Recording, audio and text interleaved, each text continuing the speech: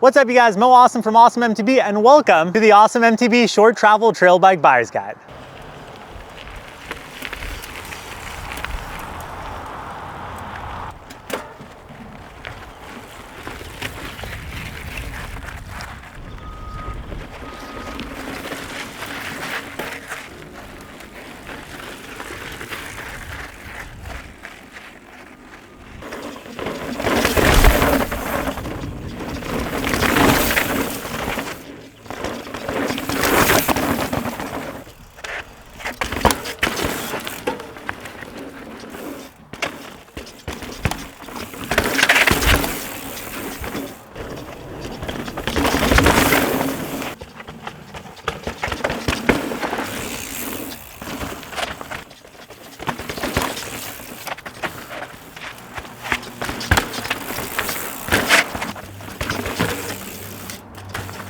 What's up you guys, Mo Awesome from Awesome MTB and welcome back to the Awesome MTB Short Travel Trail Bike Buyer's Guide. Over the last few months, we have been testing out 7 of the best short travel trail bikes on the market. Now these are all going to be 29ers with about 120 to 130 millimeters of rear travel, and each one of these bikes has its own unique personality, and our jobs here are to break down each one of these bikes and to let you guys know who we think each one of these bikes is for to help make the purchase of your next bike a lot easier. Now in this video, we're going to be breaking down the Ibis Cycles Ripley V5. Now this is the 5th iteration of this bike. I have loved the Ibis Ripley in the past. We used to ride for Ibis and the Ripley was actually one of my favorite bikes. This year it got a complete transformation. Some people were stoked, some people had questions. If you look at this bike on paper as well as visually, it looks very similar to the new Ripmo, which also got a big overhaul this year. And there was some concern that this bike may have gone a little bit too beefy. Would it still have the Ripley element to it? I've been riding this bike for the last few months and I absolutely love it. I think a lot of riders out there are gonna love it, and I think it also might not be for certain riders out there too, so stick around. All right, so what is the Ibis Cycles Ripley? Now this is going to be 130 millimeters of rear travel with 140 millimeters travel up front.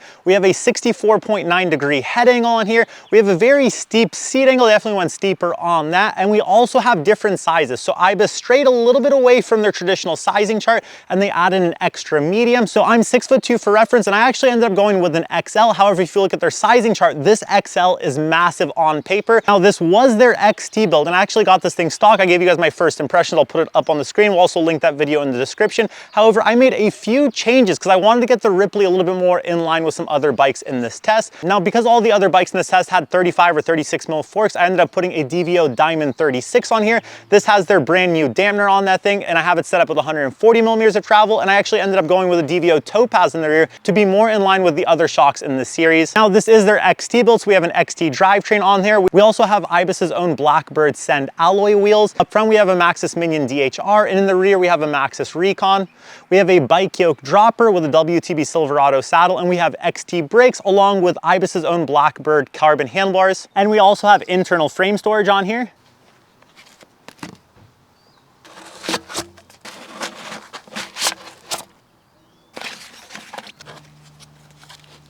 Now in terms of weight, this XL test bike with the upgraded suspension as well as flat pedals, I'll put the flat pedal weight on the screen. We are looking at about 33.5 pounds. And for all you people always asking for kilograms, put that as well, 15.21 kilograms. And also if you haven't hit the like button, definitely do so. It helps the channel a ton, and consider subscribing, shameless plug. Now, like I said, I've been really enjoying my time on the Ripley. There's a lot of things that I absolutely love about this bike. There's also some things that I think makes this very distinct from the Ripmo. I know because the Ripley and the Ripmo share front triangles, a lot of people are like, well, isn't that just a Ripmo if you beef up the suspension? It is not. It rides completely different out on the trails. A lot of it actually has to do with that rear end of the bike. We'll talk about it in the review portion of this video. However, let's take this thing out on the trail so you guys can see how the Ibis Ripley rides. I do want to give a huge thank you to a supporter of this series, and that is Bicycle. Let's face it, you guys, buying and selling used bikes is insanely tough right now, which is why we're stoked to partner up with Bicycle. If you didn't know, Bicycle is one of the largest online marketplaces where you can go to buy or sell pre-owned bikes. They have more than 30,000 listings on their site, and the best part about it is that the process is insanely easy both for buyers and sellers. Are you in the market for a used bike? No more sketchy meetups at random places. They make the buying process quick, simple, and most importantly, safe.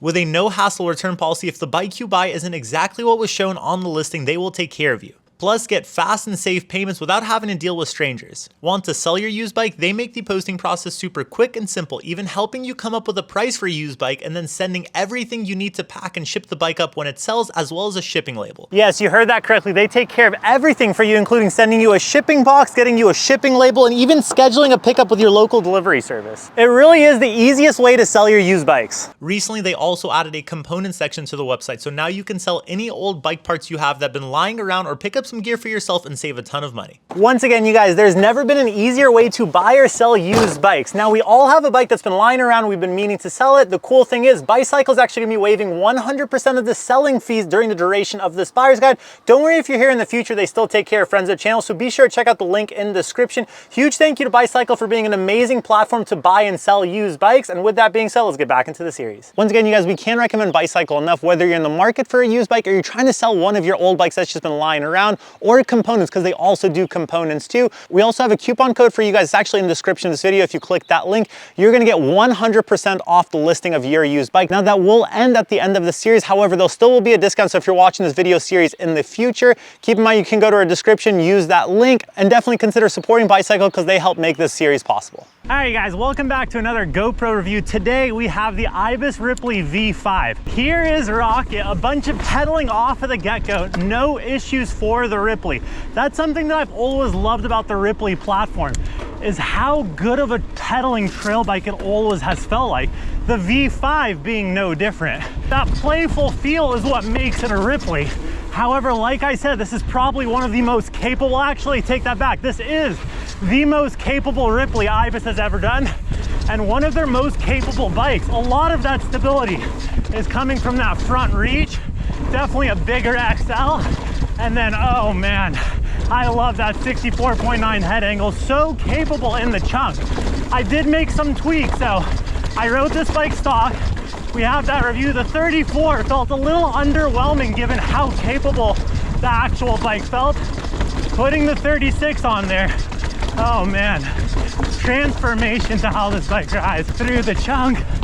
Awesome.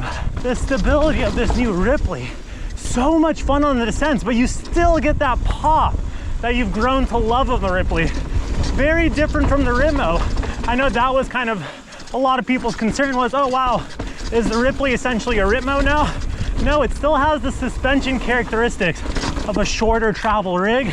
Just, I think Ibis knows trails are getting so much more capable nowadays. As you guys can tell, great pedaler as always from Ibis. In and out of the funnest corners out here, no issues for the Ripley, such a blast. Like I said, the Ibis Ripley has always been one of those bikes where you can take out on the trails and just play around with it. And this Ripley is no different. As you guys can tell, I just find small features and just huck out of stuff. The only difference being when I land, just a little bit more confidence from the front end of the bike, but you still got that Ripley pop. Such a fun bike. I do want to add an extra thing that we'll touch on later. It does feel like this bike has a little bit more flex in the rear end as opposed to the Ripmo. The Ripmo definitely felt a little bit more on the stiffer front and rear. You can tell the rear end of this bike tracks the trail really well, a cool feature. And when done right, a little bit of flex in the rear end gives you a very good tracking trail bike. This Ripley, I feel like they nailed it. No issues for the Ripley. I'm on an XL, very long reach, which is helping with a lot of these kind of rougher ruts. But as you guys can tell, I am loving this thing. Another fast trail for the Ripley. You can tell Ibis really has kind of fine-tuned that DW link. It definitely feels like the most controlled. Before with the Ripley, there definitely was a little bit of an interesting curve to get used to. With this new iteration of the DW link on this Ripley, you can tell they wanted it to be a little bit more controlled. It tracks insanely well. But once again, you still get that classic pop you're used to from the Ripley through the chunk. So stable with that reach and that head angle. What a fun bike coming through here. And you guys, that DVO diamond right now, such a good addition. I really do think putting a 36 on the Ripley, kind of a no-brainer, especially if you have one. I prefer it over the Ripmo, which is crazy. Through that, that's where you love that diamond 36. Insane. So as you guys can tell, I've been having a ton of fun on the Ripley. How does it stack against the other bikes and what's my final review? Let's head back and talk about it. The first thing I want to talk about with the Ibis Ripley is actually going to be climbing. So it's an Ibis, it's going to climb amazingly. That's just something that Ibis has been known for. Ibis could release a downhill bike and it probably would still climb pretty well. A lot of it does have to do with that DW Link suspension design. And on top of that, they really did nail the seat angles on this thing. I feel like the previous Ripley, yes, the seat angle was a little on the slacker side. On this one, it feels like you're right on top of that bottom bracket. All of that power is being translated into forward momentum. And yeah, I really like the seat angle on this as well as the pedaling efficiency from the DW Link suspension platform. Now, I will say this is probably also a little bit more active version of DW Link. So what that translates to is a lot more traction on tech climbs.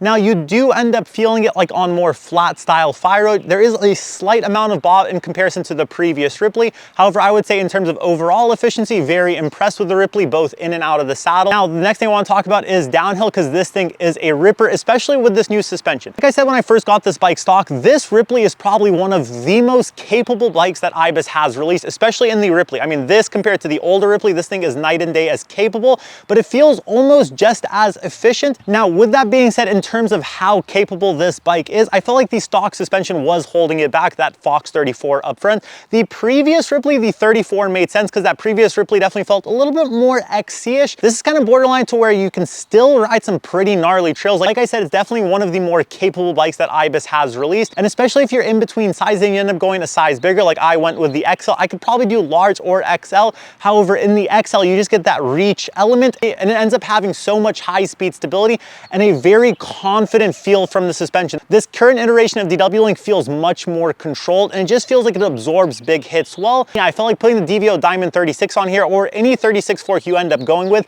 is going to transform how the Ripley rides. I definitely think with that slacker head angle as well, the 64.9 degrees, the 34, I do like that fork. I just like it a little bit more on the XC world. Anytime a head angle starts to dip below that 65-degree range, I definitely think it's time to put a 36 on there. So yeah, if you were to go with the Ripley and you want to really take advantage of how capable the platform is, I would recommend putting a 36 up front. And it really doesn't take away too much from the nimbleness. Suspension has gotten so good nowadays. Like this Diamond 36 definitely has a very nimble feel out on the trails. I feel like I still get the trail chatter feedback that I want, especially for more trail style forks as opposed to like enduro. I also feel like I get that from the Fox 36 as well as the RockShox Lyric. And the same thing goes for how this bike absorbs chatter. Like I said, it's a very controlled suspension feel. And I feel like this is the best iteration of DW Link on the downhills. I feel like this thing was constantly glued to the ground.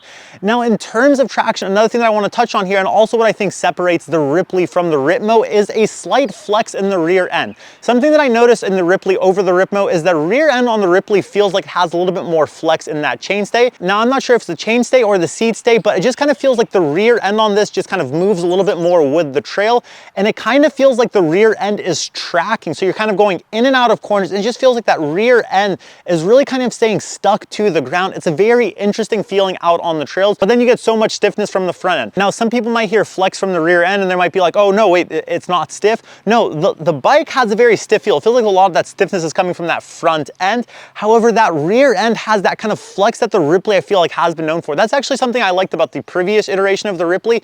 It just kind of felt like it just tracked to the trail really well. And a lot of that came from just kind of a little bit more of a flex style feel in the rear. And yeah, overall, I really do like how this kind of adapts to the trail and almost hooks up to the terrain while you're riding, especially in and out of corners. I feel like that's something I very appreciate about the Ripley. And yeah, it was really awesome an element from the rear end of the bike. Now, what are some things that I didn't love about the Ripley? The first one's probably going to be a weight thing. I still think the reason I love that first Ripley was because how light I was able to get it.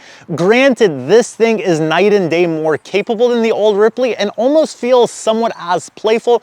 I just kind of feel like if you're trying to kind of stay in that lighter weight trail bike category, that might be something you want to consider. If you're trying to get a very light bike, there might be some better options out there. Another thing I didn't necessarily love about the Ripley is probably going to be sizing, because I feel like some people are still going to be confused.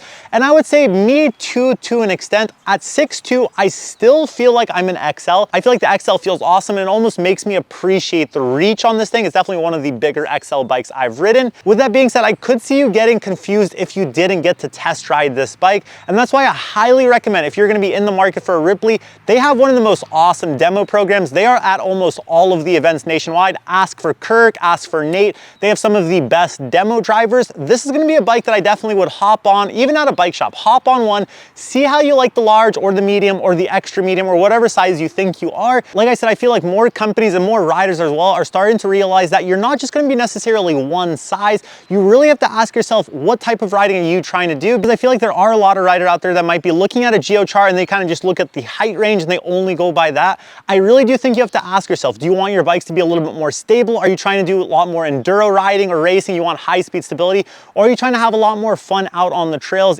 Either way, it's really cool that Ibis has probably one of the best demo teams in the game. Shout out to Kirk, shout out to Nate. Now, with that being said, I absolutely love the Ripley. I think a lot of riders are gonna love the Ripley as well. I do think this bike benefits from a 36 and a piggy rear shock. How this bike compared to other bikes in this test, you guys are gonna have to stick around to the conclusion video to find out. So be sure to subscribe to the channel to not miss out on any videos. Huge shout out to Ibis Cycle. We'll link them in the description of this video. And until next time, you guys, ride awesome. You.